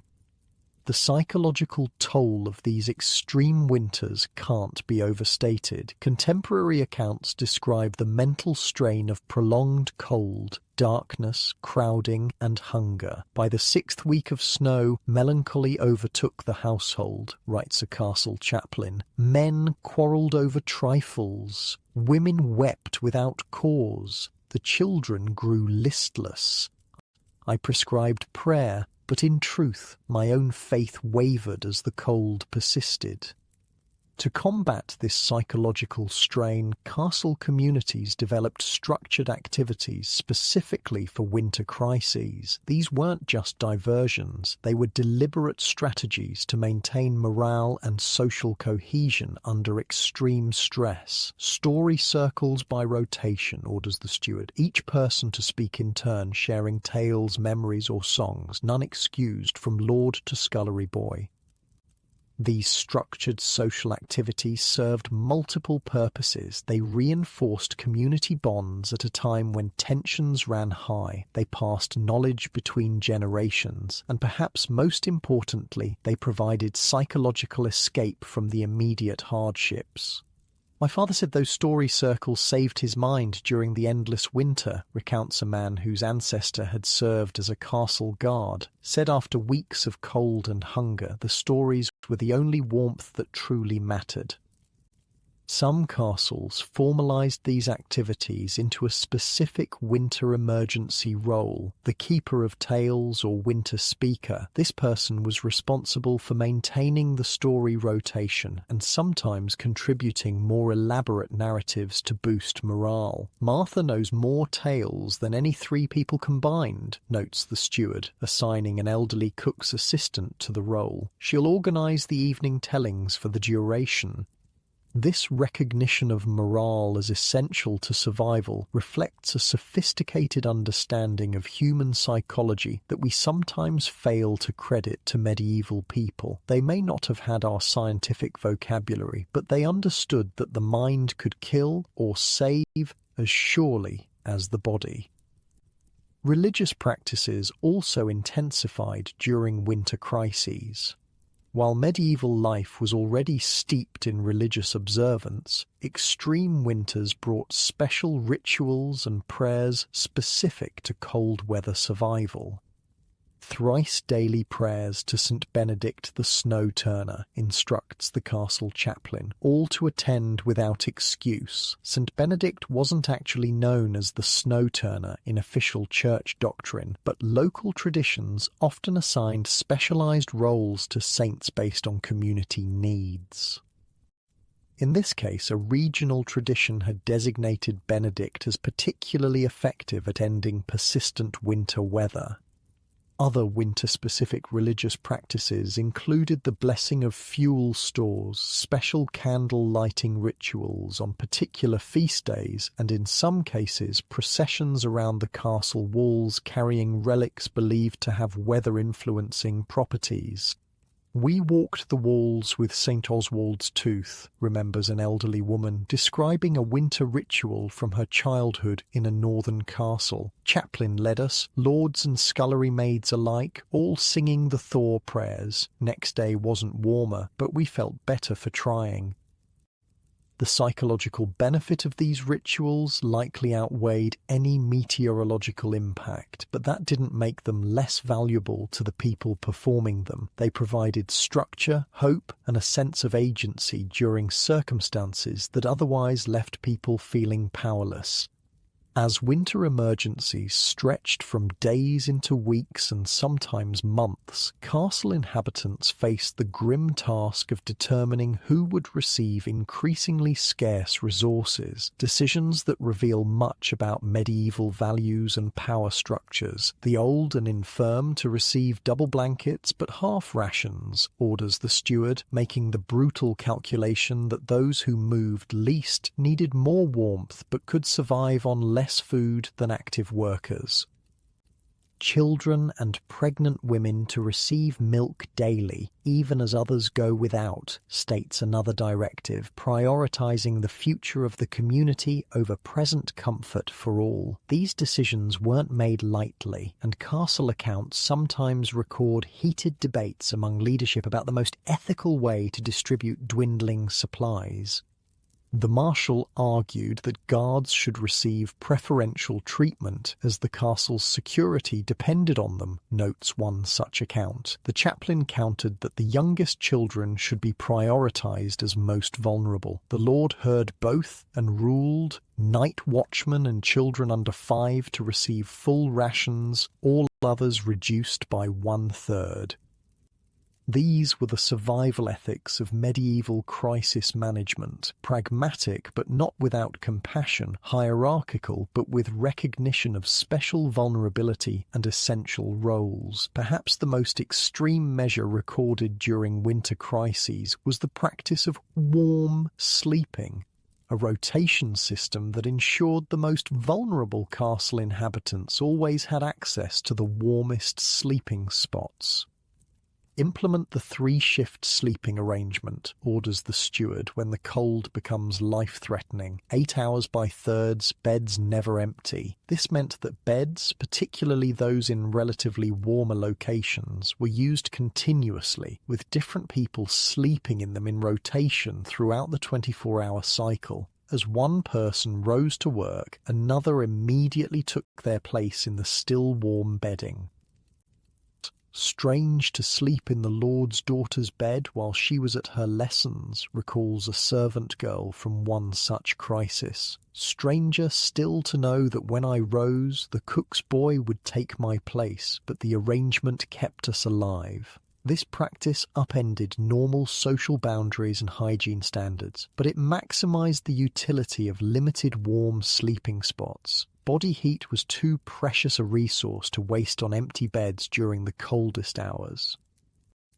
Even more extreme were the designated warm rooms, spaces where temperature was maintained at survivable levels at all costs, even as the rest of the castle was abandoned to the cold. The south solar is now the warm room, announces the steward, all fuel to be directed there. Those not on essential duty will shelter there when not working. These warm rooms functioned as community lifeboats, places where the most vulnerable could retreat when conditions elsewhere became life-threatening. Unlike modern warming centres, which typically operate during daylight hours, castle warm rooms often operated continuously during the worst weather. We kept the solar at living temperature for 11 days without break, records a proud steward after a particularly brutal cold snap. Burned every spare timber, but lost not a single soul to the cold. God be praised.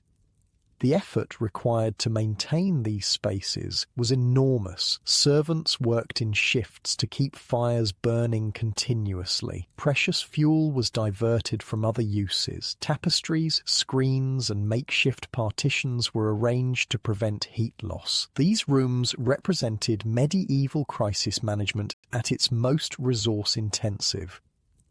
In the most extreme cases, when fuel was critically scarce, castle inhabitants resorted to what records euphemistically call the living circle, a last-ditch survival method based entirely on shared body heat. When no fuel remained, we sat in the circle day and night, recounts a survivor of one such crisis. Old and young, noble and common, pressed together back to back, side to side, changing positions hourly so none grew too cold on the outside edge, speaking in turns to stay awake, praying for the thaw. This practice, dozens of people sitting in tight formation conserving collective body heat, was the final defense against lethal cold when all other options had failed. Archaeological evidence suggests it wasn't uncommon. Several medieval sites show unusual wear patterns on floor stones, consistent with large groups sitting in circular formations during specific periods associated with extreme weather events. As our castle endures its winter crisis, we see all these measures implemented in succession, from the initial consolidation and rationing to the increasingly desperate fuel alternatives to the final social adaptations that prioritized collective survival over individual comfort or status. 3 weeks now in the warm room, notes a weary lady-in-waiting in her diary. Lady Anne sits shoulder to shoulder with the kitchen maids. Lord William takes his turn tending the fire like any common man. The chaplain says God is teaching us humility. If so, the lesson is well learned. The crisis revealed both the fragility and the resilience of medieval castle life. These stone fortresses, so imposing in their strength against human enemies, proved vulnerable to winter's assault, yet the communities within them developed sophisticated, multi-layered strategies for survival that combined physical, social, and psychological adaptations. As the endless winter of 1395 finally began to loosen its grip, castle inhabitants emerged from their ordeal forever changed by the experience. Social barriers, temporarily lowered by necessity, never quite returned to their former rigidity. Survival knowledge, shared across class lines, became part of the castle's collective wisdom, and the memory of how close they had come to disaster instilled a new respect for winter's power. Never again shall we enter November with less than full wood stores, vows the steward, making notes for the coming year. The cold is a more dangerous enemy than any army. This hard-won wisdom would be passed down through generations, becoming part of the castle's institutional memory and preparation protocols. The extreme winter had taught lessons that would influence castle life for decades to come. As the first true spring day finally arrives, with warmth that penetrates even the thick stone walls, the castle community emerges from survival mode. The abandoned sections are reopened, cleaned, and repaired. The animals return to their proper places outside the living quarters. The rationing systems are gradually relaxed. "First day without frost on the inner walls," notes a servant with profound relief. "Perhaps we'll live to see summer after all." This cautious optimism reflected the medieval relationship with seasonal change, never taking survival for granted, always aware that nature could turn against humanity with deadly force. The lessons learned during these extreme winter crises would evolve over centuries into more sophisticated heating technologies, better insulation methods, and more efficient fuel use. The desperate improvisations of medieval castle dwellers contained the seeds of innovations that would eventually make winter survival less precarious for future generations. But for those who lived through these crises, the knowledge was more immediate and personal. They had faced winter at its most brutal and survived through a combination of preparation, adaptation, and community cohesion. Their experiences reveal a side of medieval castle life rarely depicted in romantic portrayals, one where the greatest enemy wasn't the opposing army or the plotting rival, but the silent, creeping cold that threatened everyone regardless of rank or status. As we leave our castle emerging from its winter ordeal, we can reflect on what these extreme survival measures tell us about medieval priorities, ingenuity, and resilience. The strategies they developed, from four-poster beds to fuel rationing to social reorganization, were sophisticated responses to environmental challenges that tested human endurance to its limits. Their struggle against the cold shaped not just how they lived through winter, but how they designed, built, and organized their world year-round. The legacy of that struggle can still be seen in the architecture, technology, and cultural practices that evolved from their hard-won experience. Dawn breaks over the castle walls. Sunlight catches on frost-covered stone, turning battlements into glittering crystal sculptures. After months of bitter cold, the first true hint of spring warms the air. A night watchman, finishing his shift, pauses to turn his face toward the strengthening sun. "Made it through another winter," he murmurs, something like wonder in his voice. This simple statement carries more weight than modern ears might recognize. Surviving winter in a medieval castle wasn't guaranteed. It wasn't assumed. It was an achievement, sometimes a daily battle against an enemy that claimed countless lives each year. They didn't just endure winter, a medieval historian once told me, warming her hands around a mug of coffee in her modern heated office. They actively fought it with every tool and technique at their disposal, and they remembered the ones who lost that fight. The techniques we've explored throughout our journey, from four-poster beds with their tactical curtains to communal servant sleeping to the desperate measures of extreme weather, weren't just interesting historical curiosities. They were survival technologies developed and refined through generations of trial, error, and sometimes deadly consequences. My research suggests that winter deaths in medieval castles could reach 5 to 10% of the household in particularly harsh years, the historian explained. Higher among the elderly and very young, of course, lower among those with access to better warming methods. These casualties weren't just accepted as inevitable. Each death prompted refinements in survival strategies, adjustments to protocols, new innovations in heating and insulation. Medieval people weren't passive victims of their environment. They were active problem solvers, constantly adapting to challenges that threatened their existence. A good example of this adaptive innovation can be seen in the evolution of the bed warmer. Early medieval nobles might have used simple heated stones wrapped in cloth, effective but dangerous, easily causing burns or fires. By the late medieval period, purpose-made warming pans had developed with long handles for safety and perforated lids to prevent bedding from scorching. They didn't have our technology, an architectural historian explained while showing me through a restored castle bedroom, but they had centuries of accumulated practical knowledge about heat transfer, insulation, and thermal efficiency. They just conceptualized it differently than we do. This practical knowledge shaped not just winter survival tactics, but the entire design and operation of medieval castles. The placement of kitchens, the arrangement of sleeping quarters, the thickness of walls, the size and position of windows, all reflected lessons learned through bitter experience about managing cold.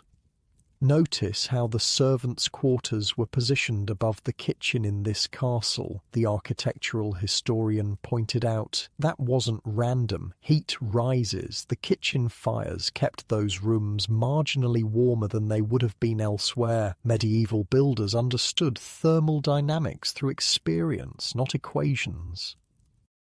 This principle of practical knowledge applied to clothing as well. Without our modern understanding of microfibers and thermal layers, medieval people nevertheless developed sophisticated clothing systems to manage cold. Look at these illuminated manuscripts, an expert in medieval textiles suggested, showing me richly detailed images of winter scenes. See how the layers work? Linen undergarments to wick moisture, wool middle layers for insulation, and an outer layer of heavier wool or fur for wind protection. It's not that different from modern outdoor gear philosophy. What's particularly fascinating is how differently these survival systems operated depending on social class. The techniques available to nobles, four-poster beds, warming pans, private chambers with dedicated fires, created one experience of winter. The methods used by servants, communal sleeping, strategic positioning near heat sources, shared body warmth, created another entirely.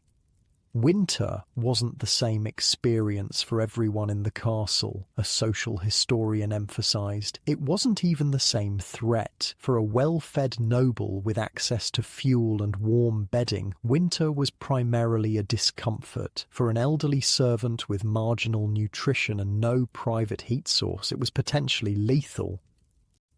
This disparity in winter experience reinforced and was reinforced by the social hierarchy of medieval castle life. Access to warmth was a form of privilege as real and significant as access to food or wealth. Yet paradoxically, extreme winter crises sometimes temporarily flattened these hierarchies, forcing cooperation across social boundaries in the name of collective survival.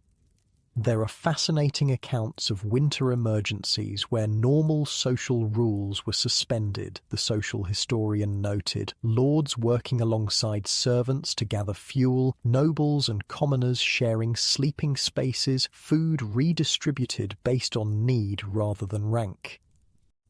These episodes were always framed as exceptional circumstances, but they reveal the flexibility that existed within seemingly rigid social systems. This flexibility, the ability to adapt both physically and socially to extreme conditions, was perhaps the most important survival tool in the medieval arsenal. When standard practices failed, when traditional hierarchies proved inadequate to the challenge, medieval castle communities could restructure themselves temporarily to prioritize collective survival.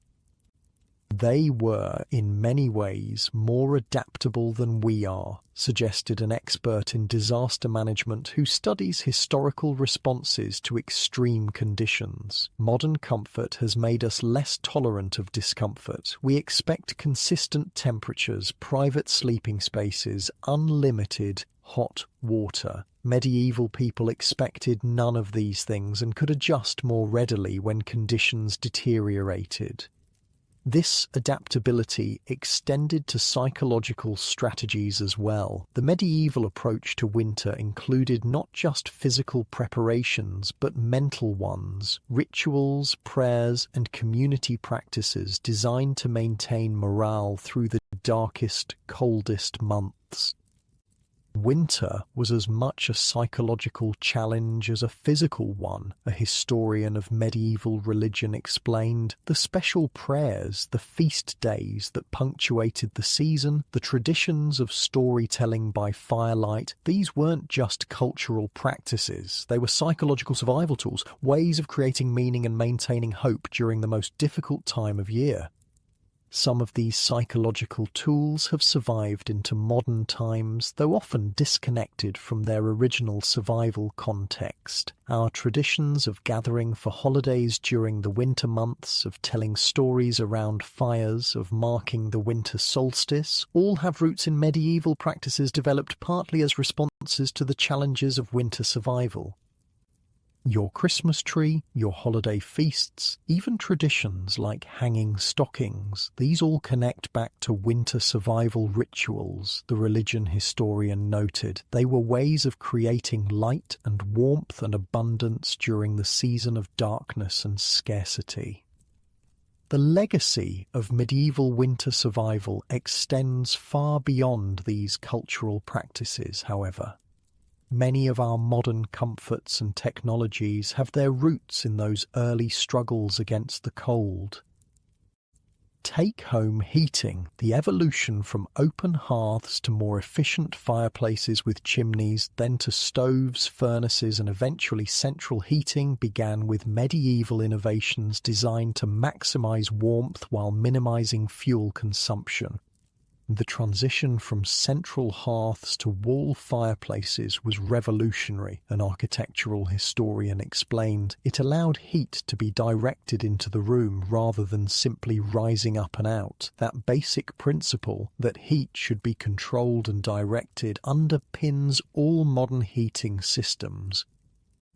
Similarly, our modern beds, with their emphasis on insulation and heat retention, evolved from those medieval designs we've explored: the curtained four-posters, the raised platforms, the layered bedding systems. Memory foam and electric blankets might seem far removed from heated stones and bed curtains, a historian of domestic life pointed out, but they're addressing exactly the same needs, creating a microclimate for sleeping that's warmer than the ambient room temperature.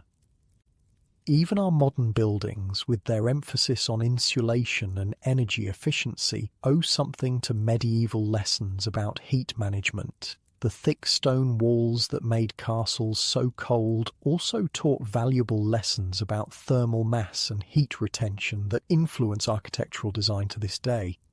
Medieval builders knew that thick walls cooled slowly and heated slowly, the architectural historian explained. That's why castle walls were often covered with tapestries, not just for decoration, but for insulation. The principle that you want to trap heat with layers of material is fundamental to modern building insulation. What's most remarkable about these medieval survival technologies is how they evolved without our modern scientific framework. Medieval castle dwellers didn't understand the physics of heat transfer or the biology of hypothermia in scientific terms. They developed their survival strategies through observation, experience, and the hard-won wisdom of generations who had faced the same challenges. They knew that body heat could warm an enclosed space like a bed with curtains, the domestic historian noted. They didn't need to understand convection currents or heat radiation to make use of that fact. Their knowledge was practical rather than theoretical, but no less sophisticated for that. This practical knowledge was passed down through generations, refined and adapted as needed. It formed a kind of folk science of winter survival that was no less valuable for lacking formal scientific terminology. Medieval people weren't ignorant, the historian emphasized. They were incredibly knowledgeable about their environment and how to survive in it. They just organized and transmitted that knowledge differently than we do today.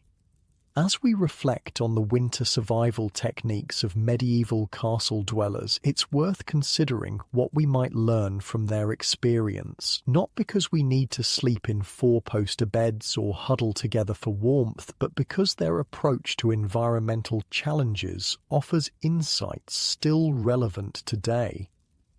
They understood resource constraints in ways we're only beginning to relearn, suggested an environmental historian. They knew fuel was precious, that heat shouldn't be wasted, that body heat was a resource to be shared rather than isolated. These aren't just historical curiosities, they're principles we might need to rediscover as we face our own environmental challenges. Indeed, some contemporary environmental designers are drawing inspiration from medieval heating and cooling strategies. The principles of passive solar heating, thermal mass, and natural ventilation that inform sustainable architecture today have parallels in medieval design approaches. The greenest building practices today often look surprisingly medieval, the environmental historian noted, not because they're primitive, but because they're working with natural processes rather than overwhelming them with technology. Similarly, the social adaptations medieval communities made during winter emergencies, prioritizing collective welfare, sharing resources based on need, temporarily flattening hierarchies, offer models for crisis response that remain relevant.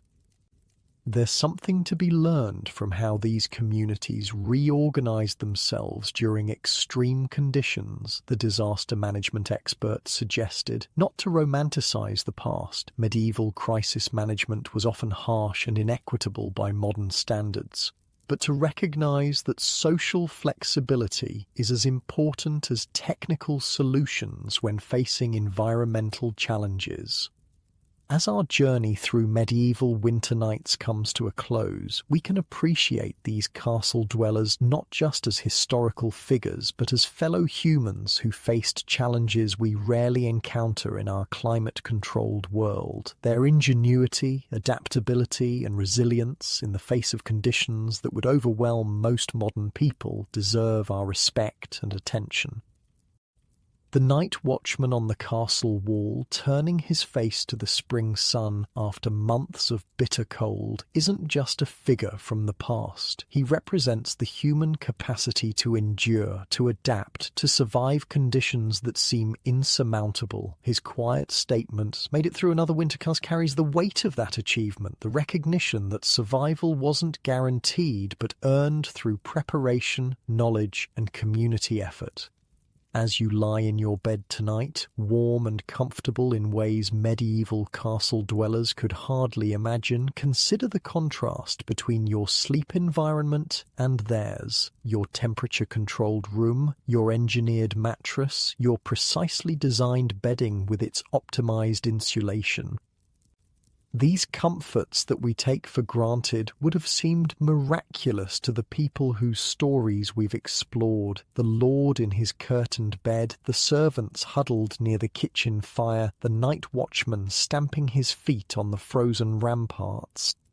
The distance between their experience and ours is measured not just in years, but in revolutions of comfort, in transformations of what humans expect from their environment. We no longer see warmth as something to be fought for, earned through effort and ingenuity. It's simply the baseline, the default state of our indoor environments.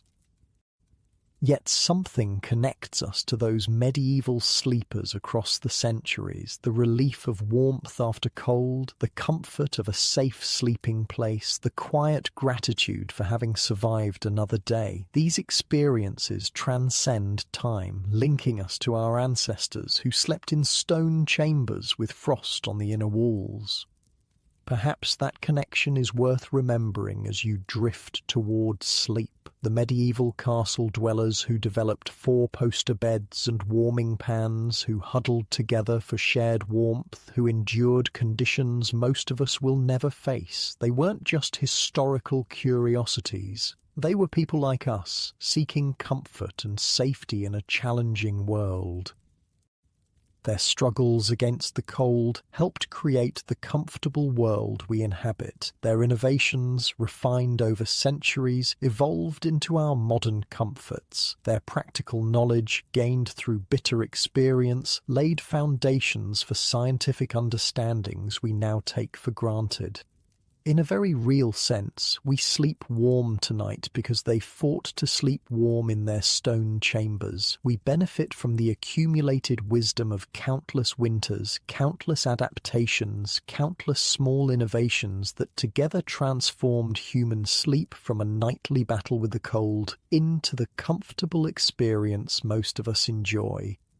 So, as you settle deeper into your bed, appreciating its warmth and comfort, perhaps offer a quiet thought of recognition to those medieval sleepers, the lord and lady in their curtained bed, the servants on their pallets near the kitchen fire, the night watchman finally warming himself after hours on the frozen walls. They made it through their winters, and in doing so, they helped create a world where we rarely have to think about making it through ours. The night watchman, face still turned toward the strengthening spring sun, finally descends from the wall. His shift is over. The bitter winter has loosened its grip at last. Soon the castle will be fully alive with the day's activities, but for now a peaceful quiet hangs over the stone walls. He makes his way to the kitchen where the first fires are already being lit. The warmth embraces him as he enters, a simple pleasure made profound by months of bitter cold. Other servants nod in greeting, their faces showing the same quiet relief he feels. They've survived another winter. Not everyone did, but they're here, warming their hands by the fire, ready to begin another day. Their medieval world, with its hardships and hierarchies, its cold stone and precarious survival, seems distant from our comfortable modern existence. Yet across the centuries, something connects us to these people who fought the cold with every tool and technique they could devise. The human need for warmth and safety, the ingenuity that transforms hostile environments into habitable ones, the shared knowledge that passes from generation to generation, gradually transforming how we live and sleep. As you drift towards sleep in your warm, comfortable bed, that connection offers a final thought to carry into your dreams. The long human journey from those cold castle chambers to your bedroom tonight is a testament to our collective resilience, our capacity to transform our environment, our determination to create warmth even in the coldest circumstances. And perhaps that's worth remembering, worth appreciating, as you sink deeper into the comfort that medieval castle dwellers helped create through their long struggle against the cold. Sleep well, you've earned it, just as they earned their rest after making it through another winter.